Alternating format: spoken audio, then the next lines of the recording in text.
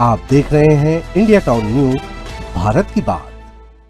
नमस्कार, स्वागत है आपका हमारे खास बुलेटिन खबरें राजनांदगांव में और मैं हूं आपके साथ निशा। चलिए बुलेटिन की शुरुआत करते हैं, पर उससे पहले एक नजर आज की हेडलाइंस पर।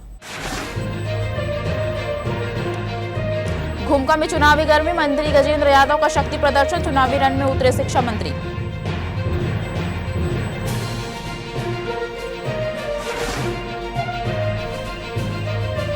जनता की समस्याओं का निराकरण, सुशासन तिहार के तहत शिविर आयोजित, 7 वार्डों की समस्या एक छत के नीचे सुलझी, महापौर ने लिया व्यवस्थाओं का जायजा।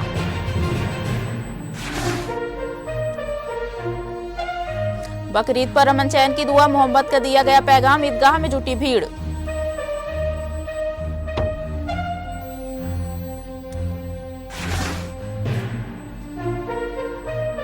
नौतप्पा की तपिश में राहत, विश्व हिंदू परिषद और बजरंग दल का सेवा अभियान, राहगीरों को पिलाया गया आम पन्ना।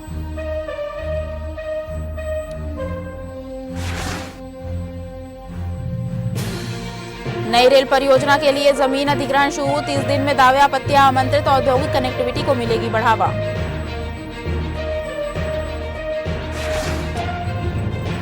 घुमका नगर पंचायत चुनाव को लेकर सियासत अब पूरी तरह गरमाने लगी है। चुनावी रण में जीत का मंत्र देने खुद प्रदेश के शिक्षा मंत्री और राजनांदगांव जिले के प्रभारी मंत्री गजेंद्र यादव घुमका पहुंचे। मंत्री के दौरे ने कार्यकर्ताओं में नया जोश भर दिया, तो वहीं पूरे नगर में चुनावी हलचल तेज हो गई। घुमका पहुंचते ही शिक्षा मंत्री गजेंद्र यादव का पार्टी कार्यकर्ताओं और स्थानीय नेताओं ने गर्मजोशी से स्वागत किया। ढोल नगाड़ों और नारों के बीच मंत्री सीधे चुनावी मोर्चे पर सक्रिय नजर आए। मंत्री ने कार्यकर्ताओं की बैठक लेकर चुनावी रणनीति पर मंथन किया और बूथ स्तर तक संगठन को मजबूत करने के निर्देश दिए। उन्होंने कहा कि सरकार की योजनाओं और विकास कार्यों को जनता तक पहुँचाना ही इस चुनाव में सबसे बड़ा हथियार होगा। बैठक में घर घर जनसंपर्क अभियान तेज करने, मतदाताओं से सीधा संवाद बढ़ाने और पार्टी प्रत्याशियों की जीत सुनिश्चित करने को लेकर खास रणनीति बनाई गई। मंत्री गजेंद्र यादव ने कार्यकर्ताओं से एकजुट होकर मैदान में उतरने और सरकार की उपलब्धियों को जनता के बीच मजबूती से रखने की अपील की। इस दौरान बड़ी संख्या में पार्टी पदाधिकारी, जनप्रतिनिधि और कार्यकर्ता मौजूद रहे। घुमका नगर पंचायत चुनाव का आगाज हो चुका है और वहीं इस नगर पंचायत में अपने अपने प्रत्याशियों की जीत के लिए कांग्रेस के भी बड़े बड़े नेता और कार्यकर्ता यहाँ पर मौजूद हुए हैं और वहीं सत्ता पक्ष में भी बड़े बड़े नेता की यहाँ पर एंट्री हो चुकी है। आज छत्तीसगढ़ प्रदेश के शिक्षा मंत्री, राजनांदगांव प्रभारी मंत्री गजेंद्र यादव जी भी आज मौजूद हुए हैं। यादव जी, घुमका नगर पंचायत चुनाव को लेकर के कितने आश्वस्त हैं आप? भारतीय जनता पार्टी ने नगर पंचायत बनाया, ग्राम पंचायत को घुमका को नगर पंचायत के रूप में दिया, तो स्वाभाविक रूप से लोगों का झुकाव भारतीय जनता पार्टी की ओर है। केंद्र में हमारी सरकार है, राज्य में सरकार है और माननीय विष्णुदेव साय जी के नेतृत्व में ही हम ग्राम पंचायत को नगर पंचायत बनाए, तो स्वाभाविक है घुमका में यदि विकास करना है, घुमका के लोगों को आगे बढ़ाना है, घुमका में नगर पंचायत में चहुमुखी विकास करना है, तो उसके लिए यहाँ भारतीय जनता पार्टी के अध्यक्ष होना आवश्यक है। ये बात यहाँ जनता समझती है और स्वाभाविक रूप से लोगों का झुकाव अभी भारतीय जनता पार्टी के प्रत्याशी के पक्ष में। जनता का रुझान यहाँ पर बदलते हुए नजर में आ रहा है। अब चाह रही है कि यहाँ पर बदलाव देखा जाए, तो किस तरीके का बदलाव जनता चाह रही है? आप भी लोगों से यहाँ पर कार्यकर्ताओं से बातचीत किए, तो किस तरीके के यहाँ पर विषय सामने में आ रहे हैं? भाई, स्वाभाविक है कि पहली बार जब लोग नगर पंचायत के अध्यक्ष का चुनाव जब चुन रहे हैं तो एक उत्साह रहेगा। अभी तक लोग ग्राम पंचायत के सरपंच और पंच और जिला पंचायत सदस्य का चुनाव चुनते थे। अभी पहली बार ऐसा हो रहा है कि पर्टिकुलर इस गांव के लिए नगर पंचायत के अध्यक्ष के रूप में अध्यक्ष और पार्षदों का चुनाव हो रहे हैं, तो लोगों में भी एक बहुत अच्छा रुझान दिखता है और आने वाले समय में इसका प्रभाव बहुत अच्छा दिखेगा। घुमका नगर पंचायत चुनाव जो है अब अपने सभा पर आ चुका है। दोनों ही पार्टियों पर, कांग्रेस और बीजेपी पर बड़े बड़े नेताओं की एंट्री यहाँ घुमका पर होने शुरू हो चुके हैं। अब 1 तारीख का वो दिन रहेगा जिस दिन लोग यहाँ के मतदान डाल करके अपने प्रतिनिधि, अपने जनप्रतिनिधि के पक्ष में मतदान करेंगे और अपना एक प्रभार कंधा चुनेंगे, अपना एक जनप्रतिनिधि चुनेंगे। राजनांदगांव के लखोली स्कूल ग्राउंड में छत्तीसगढ़ सरकार के सुशासन तिहार के अंतर्गत आयोजित समाधान शिविर ने आम जनता की समस्याओं के समाधान का प्रभावी मंच प्रस्तुत किया। शिविर में नगर के 7 वार्डों के नागरिकों की बुनियादी जरूरतों और शिकायतों के निराकरण के लिए एक ही छत के नीचे विभिन्न विभागों ने अपने अपने स्टॉल लगाए। नगर निगम और कलेक्टोरेट की संयुक्त पहल के तहत लगाए गए अलग अलग काउंटरों पर लोगों ने अपनी समस्याएं सीधे अधिकारियों के समक्ष रखी, जिनके तत्काल निराकरण की प्रक्रिया भी शुरू की गई। कार्यक्रम में महापौर ने पहुंचकर व्यवस्थाओं का निरीक्षण किया और शिविर की कार्यप्रणाली का जायजा लिया। शिविर की खास बात यह रही कि यहाँ सिर्फ शिकायतों का समाधान ही नहीं बल्कि सामाजिक सरोकारों पर भी ध्यान दिया गया। महिला एवं बाल विकास विभाग द्वारा गर्भवती महिलाओं के लिए गोद भराई और अन्नप्राशन जैसे पारंपरिक एवं पोषण से जुड़े कार्यक्रम आयोजित किए गए। इसके साथ ही महिलाओं को पोषण, स्वास्थ्य और सरकारी योजनाओं की विस्तृत जानकारी दी गई और कई हितग्राहियों को मौके पर ही योजना का लाभ भी प्रदान किया गया। आज लखोली स्थित इस स्कूल मैदान में हमारे नगर के 6 वार्डों का सुशासन तिहार के अंतर्गत शिविर आयोजित की गई है और यहाँ पर सभी तरीके के आवेदन प्राप्त हो रहे हैं। इसमें से जो भी आवेदन त्वरित निराकरण के हैं वो यहीं हो रहे हैं, चाहे हितग्राही मूलक हो चाहे सामूहिक हो, और जिसको समय लगेगा वो समय अनुसार उन समस्याओं को दूर करेंगे। राज्य सरकार माननीय मुख्यमंत्री जी की यही मंशा है कि हम जनता के बीच में जाकर के उनकी समस्याओं को सुने और कुछ काम जो पिछले बार के नहीं हो पाए वो भी बातें यहाँ पर आ रही है, उसको चरणबद्ध तरीके से और समयबद्ध तरीके से पूरा करने का हम लोगों ने तय किया है और इसको आने वाले सुशासन त्योहार के पहले इसको निराकित करेंगे। राजनांदगांव में बकरीद का त्योहार सिर्फ एक पर्व नहीं बल्कि भाईचारे, त्याग और इंसानियत का संदेश बनकर सामने आया। सुबह की पहली किरण के साथ ईदगाह और मस्जिदों में हजारों हाथ दुआ के लिए उठे और हर जुबां पर एक ही दुआ थी, मुल्क में अमन रहे, खुशहाली रहे और लोगों के दिलों में मोहब्बत बनी रहे। गुरुवार सुबह राजनांदगांव शहर के ईदगाह मैदान में बड़ी संख्या में मुस्लिम समाज के लोग जुटे। सफेद कुर्ता पैजामा और रंग बिरंगी टोपी पहने लोगों ने पूरे अकीदत के साथ ईद उल अजहा यानी बकरीद की नमाज अदा की। नमाज के बाद लोगों ने एक दूसरे को गले लगाकर मुबारकबाद दी। बच्चों और युवाओं में त्योहार को लेकर खास उत्साह देखने को मिला। किसी के हाथ में गुब्बारे थे तो कोई नए कपड़ों में सेल्फी लेते नजर आया। ईदगाह के बाहर मेले जैसा माहौल दिखाई दिया। बकरीद से पहले शहर के बाजारों में भी जबरदस्त रौनक रही। सेवई, ड्राई फ्रूट, कपड़े और जरूरी सामानों की खरीदारी के लिए लोगों की भीड़ उमड़ी रही। मुस्लिम परिवारों में कई दिनों से त्योहार की तैयारियां चल रही थी। इस दौरान त्योहार को शांतिपूर्ण ढंग से संपन्न कराने प्रशासन भी पूरी तरह मुस्तैद नजर आया। संवेदनशील इलाकों सहित प्रमुख मस्जिदों और ईदगाह के आसपास पुलिस बल तैनात किया गया था। अधिकारियों ने लगातार मॉनिटरिंग कर कानून व्यवस्था बनाए रखी। आज देखिए ईद का दिन है, ईद उल अज़हा का दिन है माशाल्लाह, और बड़ी तादाद में पूरे राजनांदगांव शहर और अतराफ़ के गांव देहात के लोग साल में 2 बार जमा होते हैं सारे लोग। तो ये खुशी का त्यौहार है, सब एक दूसरे से गले मिलते हैं। और आज तो कुर्बानी का दिन है, मतलब अल्लाह की बारगाह में माल को खर्च करने का, माल को कुर्बान करने का दिन है। और आज एक ऐसी मतलब वाक़या गुज़रा आज के दिन कि रब के हुक्म में अल्लाह की रज़ा के लिए एक बाप ने अल्लाह के हुक्म से अपने बेटे को उसकी बारगाह में कुर्बान करने के लिए तैयार हो गए। हमारे आज ईद उल अजहा का यहाँ पे नमाज अदा की गई है। जामा मस्जिद के पेश इमाम जनाब कासिम बरकाती साहब द्वारा नमाज पढ़ाई गई है और कम से कम 8 से 10 हज़ार पब्लिक यहाँ पे इकट्ठा हुई थी। ईद उल अजहा जो आता है ये हमारे अंतिम जो महीने का समय होता है, उसमें 10वीं तारीख को जो आने वाले समय मुहर्रम का रहेगा, जो हमारे इस्लामी नया साल रहेगा। तो इसमें इब्राहिम अलैहिस्सलाम की सुन्नत अदा की जाती है। इब्राहिम अलैहिस्सलाम ने जब अल्लाह ताला ने उन्हें अपने सबसे अजीज चीज़ कुर्बान करने के लिए मांगा था, तो उन्होंने कहा था कि इब्राहिम अलैहिस्सलाम को 79 वर्ष के बाद एक बेटा हुआ था, बहुत मन्नतों के बाद एक बेटा हुआ था। तो अल्लाह ताला ने उनको बोला था कि मैं तुम्हारे बेटे को कुर्बान करना चाहता हूँ। तो उन्होंने सहर स्वीकार किया था और अपने बेटे को कुर्बान करने के लिए तैयार हो गए। उसी समय जब उन्होंने छुरी चलाई तो बेटे को अलग अल्लाह ताला ने दुम्बा, एक जो भेड़ बकरा कहा जाता है, उसको वहाँ पे ला दिया था और कुर्बान भेड़ का हुआ था, उनका बच्चा सही सलामत। तो उनकी याद में ये मनाई जाती है ईद। ईद उल अज़हा के मौके पर शहरवासियों को, प्रदेशवासियों को, देशवासियों को बहुत बहुत मुबारकबाद देता हूँ कि आज के दिन हर मुस्लिम भाई जो साहिब हैसियत रखते हैं उन्हें कुर्बानी देना वाजिब है, और हर मुसलमान जिसकी साहिब हैसियत है वो आज कुर्बानी करके अल्लाह ताला से ये दुआ मांग रहे हैं कि देश, प्रदेश और शहर सभी जगह अमन और शांति कायम रहे। किस तरीके से सुबह से नमाज पढ़ के भाईचारे का संदेश यहाँ पर हम सब एक दूसरे से गले मिलकर मुबारकबाद दिए हैं और हम सब अपने नेक इरादों के साथ इस शहर में, इस प्रदेश में, देश में उन्नति के लिए दुआ मांगे हैं।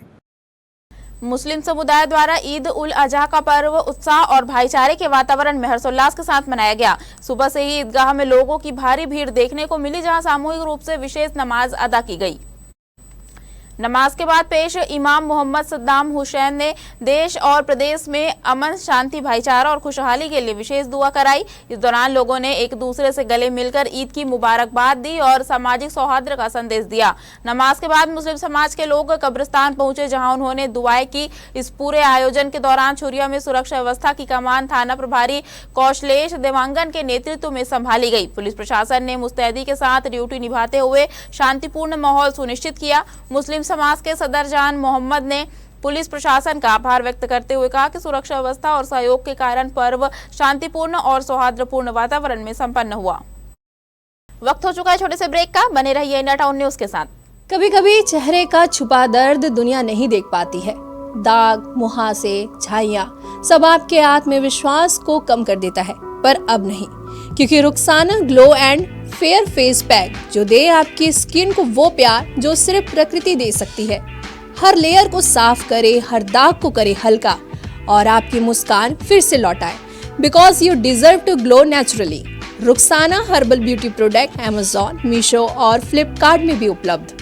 डोंगरगढ़ में आज प्रशासनिक हलचल देखने को मिली, जब संभागायुक्त सत्यनारायण राठौर और कलेक्टर जितेंद्र यादव ने संयुक्त रूप से सामुदायिक स्वास्थ्य केंद्र, प्रस्तावित परिक्रमा पथ और मां बमलेश्वरी मंदिर ट्रस्ट पार्किंग स्थल का अचानक निरीक्षण किया। इस दौरान व्यवस्थाओं की बारीकी से समीक्षा की गई और कई अहम निर्देश मौके पर ही दिए गए।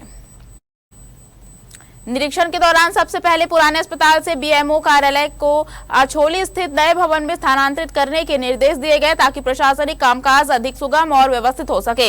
इसके साथ ही नवनिर्मित सामुदायिक स्वास्थ्य केंद्र में लगी एक्सरे मशीन को तुरंत शिफ्ट करने पर जोर दिया गया। गर्मी के बढ़ते असर को देखते हुए मरीजों की सुविधा के लिए अस्पताल परिसर में कूलर और पंखों की पर्याप्त व्यवस्था सुनिश्चित करने को कहा गया। साथ ही पेयजल व्यवस्था को मजबूत करने और ORS उपलब्ध कराने के निर्देश भी दिए गए, ताकि मरीजों को किसी प्रकार की परेशानी ना हो।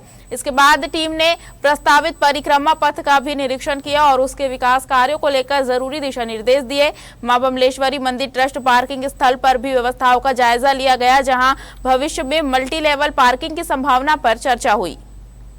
छत्तीसगढ़ के खैरागढ़ जिले से एक ऐसा मामला सामने आया है जिसने पुलिस की कार्यशैली पर फिर सवाल खड़े कर दिए हैं। आपको बता दें, बकरकट्टा थाना क्षेत्र के एक गांव में रहने वाली बैगा आदिवासी महिला ने पुलिस विभाग में पदस्थ एक ASI पर छेड़छाड़ और अनुचित व्यवहार के गंभीर आरोप लगाए हैं।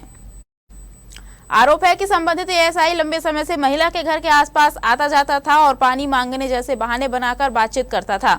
महिला ने दावा किया कि इस दौरान उसने कई बार असहज और आपत्तिजनक व्यवहार का सामना किया। मामला सामने आने के बाद ग्रामीणों में भारी नाराजगी फैल गई। बताया जा रहा है कि देर रात पंचायत स्तर पर लोगों ने आरोपी पुलिसकर्मी को पकड़ लिया और उसके साथ मारपीट की घटना भी हुई। इस पूरे घटनाक्रम का वीडियो सोशल मीडिया पर तेजी से वायरल हो रहा है। घटना के बाद इलाके में तनाव का माहौल है और लोग निष्पक्ष जांच की मांग कर रहे हैं। प्रशासन की ओर से अभी तक आधिकारिक बयान का इंतजार है।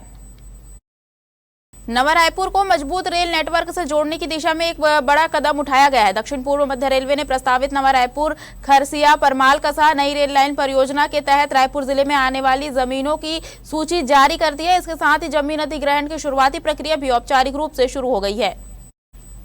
रेलवे की ओर से प्रभावित जमीन मालिकों को 30 दिन का समय दिया गया है, जिसमें वे अपनी दावे और आपत्तियां दर्ज करा सकते हैं। इसके बाद प्रशासन आगे कानूनी और तकनीकी प्रक्रिया पूरी करेगा। यह प्रस्तावित रेल लाइन नवा रायपुर को सीधे रायगढ़, राजनांदगांव और अन्य औद्योगिक क्षेत्रों से जोड़ने में महत्वपूर्ण भूमिका निभाएगी। इस क्षेत्र में औद्योगिक गतिविधियों को नई रफ्तार मिलने की उम्मीद है। रेलवे अधिकारियों के अनुसार इस परियोजना के पूरा होने पर माल ढुलाई की क्षमता बढ़ेगी और उद्योगों को कच्चे माल एवं तैयार उत्पादों की आवाजाही में काफी सुविधा मिलेगी। साथ ही यह रेल कॉरिडोर छत्तीसगढ़ के औद्योगिक विकास और लॉजिस्टिक नेटवर्क को और मजबूत करेगा। विश्व हिंदू परिषद और बजरंग दल की ओर से राजनांदगांव में भीषण गर्मी और नौतप्पा के असर को देखते हुए लोगों के लिए राहत अभियान चलाया गया। आपको बता दें, तपती धूप और गर्म हवाओं से परेशान राहगीरों को ठंडा आम पन्ना पिलाकर गर्मी से बचाव का संदेश दिया गया। शहर में इन दिनों तापमान लगातार बढ़ रहा है। दोपहर के समय सड़कें सुनसान नजर आ रही है और लोग गर्मी से बेहाल है। ऐसे माहौल में विश्व हिंदू परिषद और बजरंग दल के कार्यकर्ताओं ने राहगीरों, मजदूरों और आम नागरिकों को आम पन्ना का शरबत वितरित कर राहत पहुंचाई। कार्यकर्ताओं ने कहा कि नौतपा के दौरान लोगों को शरीर में पानी की कमी से बचना चाहिए और ठंडे पेय पदार्थों का सेवन करना चाहिए। इसी उद्देश्य से यह सेवा कार्य किया गया ताकि लोगों को गर्मी में थोड़ी राहत मिल सके। आज से अगले 3-4 दिनों तक जब ये पूरे नौतप्पा भर एक सेवा विभाग के द्वारा निहित कार्य किया जा रहा है। आप देख रहे हैं 46 डिग्री 47 डिग्री तापमान चल रहा है। इस क्रम में विश्व हिंदू परिषद बजरंग दल सेवा विभाग, हमारे बगल में सेवा जिला के प्रमुख जो है ऐसे भैया राजू भैया भी खड़े, तो पूरा विश्व हिंदू परिषद बजरंग दल सेवा विभाग के अंतर्गत राहगीरों को, भक्तों को, नगर के सभी जनों को जो भी यहाँ से आ जा रहे हैं उनके लिए आज आम पानी की व्यवस्था की गई है और कल से छाछ, अगले दिन लस्सी, ऐसे बहुत से ठंड पेय पदार्थ लगातार जारी रहेंगे और लोगों की सेवा करते रहेंगे। विश्व हिंदू परिषद बजरंग दल के सेवा विभाग द्वारा ये सेवा कार्य चालू किया गया है। ये नौतपा में जब तापमान बहुत अधिक हो गया है तो यहाँ से ये तमाम दूसरे जिले में आने जाने वाले यात्री है और तमाम छोटे छोटे बच्चे लोग लेके महिलाएं पुरुष आते जाते हैं, उनको राहत देने के लिए, गर्मी से उनको आराम देने के लिए यहाँ पर विश्व हिंदू परिषद बजरंग दल द्वारा आम पन्ना बांटा जा रहा है। ये नौतपा में पूरा ये सेवा का काम चलेगा। कभी छाछ बांटेंगे, कभी लस्सी बांटेंगे, कभी शरबत बांटेंगे, नींबू शरबत। आज हम आम पन्ना बांट रहे हैं। छत्तीसगढ़ में अनुकंपा नियुक्ति पाए सहायक ग्रेड 3 कर्मचारियों को लेकर एक बड़ा मामला सामने आया है। इन कर्मचारियों में कई लोग पिछले कई दिनों से आर्थिक परेशानी और मानसिक तनाव की स्थिति में हैं। दरअसल राज्य में वर्ष 2013 के नियमों के अनुसार अनुकंपा नियुक्ति पाने वाले सहायक ग्रेड 3 कर्मचारियों को 2 से 4 साल के भीतर हिंदी, कंप्यूटर टाइपिंग कौशल परीक्षा पास करना जरूरी था, लेकिन राज्य में वर्ष 2013 से 2024 तक इस परीक्षा का आयोजन ही कई जिलों में नहीं हुआ। अब कोष, लेखा एवं पेंशन विभाग ने ऐसे कर्मचारियों की जांच शुरू कर दी है जिन्होंने यह परीक्षा पास नहीं की है। विभाग का कहना है कि बिना योग्यता के जिन कर्मचारियों को अधिक वेतन दिया गया उसकी रिकवरी की जाएगी, साथ ही उनकी वेतन वृद्धि और पदोन्नति भी रोकी जा सकती है। इस कार्रवाई से कर्मचारियों में चिंता फैल गई है। कई कर्मचारियों से लाखों रुपए की वसूली की बात भी सामने आ रही है। इस मुद्दे पर राजनांदगांव नगर पालिका निगम के महापौर मधुसूदन यादव ने मुख्यमंत्री विष्णुदेव साय को पत्र लिखकर मांग की है कि इस मामले में नियमों में छूट दी जाए और कर्मचारियों से की जा रही एक तरफा वसूली को तुरंत रोका जाए। छत्तीसगढ़ की धरती एक बार फिर क्रिकेट के रंग में सराबोर होने जा रही है। छत्तीसगढ़ स्टेट क्रिकेट संघ ने बहुप्रतीक्षित छत्तीसगढ़ क्रिकेट प्रीमियर लीग के तीसरे संस्करण की आधिकारिक घोषणा कर दी है। इस बार मुकाबलों का रोमांच और भी बड़ा होने वाला है क्योंकि 3 जून से 14 जून 2026 तक नवा रायपुर का ऐतिहासिक मैदान क्रिकेट के शोर से गूंजेगा। पूरा tournament Shaheed Veer Narayan Singh international cricket stadium में खेला जाएगा, जहाँ हर दिन दर्शकों को चौके छक्कों की बारिश देखने को मिलेगी। रायपुर के अंतर्राष्ट्रीय स्टेडियम शहीद वीर नारायण सिंह स्टेडियम पर छत्तीसगढ़ क्रिकेट प्रीमियर लीग की शुरुआत 3 जून से 14 जून तक के होने जा रही है, जिसमें बॉलीवुड की अभिनेत्री मोनी रॉय का भी आगमन होना है। और मोनी रॉय जो है वो रायपुर के शहीद वीर नारायण सिंह स्टेडियम पर आकर के वो जनता के बीच में मनोरंजन करेंगे, क्रिकेट को लेकर के लोगों को प्रोत्साहित करेंगे। और साथ ही साथ आपको बता दें कि पिछले वर्ष रायपुर राइनोज और राजनांदगांव पैंथर्स के बीच में जो टाई हुआ था वो मैच इस वर्ष पहली बार खेला जाना है। यानी कि रायपुर राइनोज की टीम और राजनांदगांव पैंथर्स की टीम जो है वो पहला परफॉर्मेंस करेगी और 14 तारीख के जो क्रिकेट प्रीमियर लीग की जो अंतिम तिथि है उस तिथि पर विजेता टीम की घोषणा भी की जाएगी। इस क्रिकेट प्रीमियर लीग को लेकर के क्रिकेट एसोसिएशन संघ जो है उनके क्या कुछ कहने रहते हैं वो सारी चीजें हम आपको अन्य तस्वीरों में दिखाते हैं। 3 जून की शाम सिर्फ क्रिकेट नहीं बल्कि एंटरटेनमेंट का भी बड़ा धमाका होगा। शाम 7:30 बजे भव्य उद्घाटन समारोह में बॉलीवुड स्टार मोनी रॉय अपनी परफॉर्मेंस से मंच को रोशन करेंगी। इसके बाद रात 9 बजे टूर्नामेंट का पहला मुकाबला खेला जाएगा, Raipur rhinos versus Rajnandgaon panthers. आपको बता दें इस सीजन में कुल 6 टीमें खिताब के लिए भिड़ेंगी, जिनमें Surguja Tigers, Raigarh Lions, Bastar Bisons, Bilaspur Bulls, Raipur Rhinos और राजनांदगांव पैंथर्स शामिल है। हर मैच होगा करो या मरो जैसा, क्योंकि हर टीम ट्रॉफी की दावेदार है, यानी दर्शकों को मिलेगा दिन भर क्रिकेट का फुल डोज। इसके अलावा आपको बता दें 12 जून को क्वालिफायर 1 और एलिमिनेटर मुकाबले होंगे, 13 जून को क्वालिफायर 2 और फिर 14 जून की शाम 7:30 बजे ग्रैंड फिनाले, जहां तय होगा नया चैंपियन। इस संबंध में छत्तीसगढ़ क्रिकेट संघ के अधिकारियों का कहना है कि जैसे ही फिक्सर्स जारी हुआ है, पूरे प्रदेश में क्रिकेट को लेकर जबरदस्त उत्साह देखने को मिल रहा है। सुरक्षा, दर्शक सुविधा और स्टेडियम मैनेजमेंट की तैयारियां पूरी कर ली गई है। CCPL 2 Chhattisgarh cricket premier league का जो सेकंड एडिशन था, उसका फाइनल था रायपुर राइनोज और राजनांदगांव पैंथर्स के बीच पिछले साल, पर फाइनल में पानी आ जाने के कारण वह मैच पूरा नहीं हो सका और दोनों ही टीमों को संयुक्त विजेता घोषित किया गया था। इसलिए इस वर्ष शुभारंभ पहला मैच वही मैच होगा रायपुर राइनोज और राजनांदगांव पैंथर्स के बीच। CCPL एडिशन 3 का जो उद्घाटन मैच है इसी से होगा। छत्तीसगढ़ क्रिकेट प्रीमियर लीग जो है वो प्रदेश के खिलाड़ियों के लिए IPL में जाने का बहुत अच्छा प्लेटफार्म है। CCPL में IPL की जितनी फ्रेंचाइजी होती है उनके सेलेक्टर भी आते हैं और यहाँ छत्तीसगढ़ क्रिकेट प्रीमियर लीग में खेलने वाले छत्तीसगढ़ के खिलाड़ियों को बारीकी से देखते हैं और उसी से चयन किया जाता है। IPL की टीम में वो अपना शामिल करते हैं। हमारे खास बुलेटिन खबरें राजनांदगांव में फिलहाल इतना ही। अब मुझे दीजिए इजाजत और आप देखते रहिए इंडिया टाउन न्यूज, भारत की बात। नमस्कार। आप देख रहे हैं इंडिया टाउन न्यूज, भारत की बात।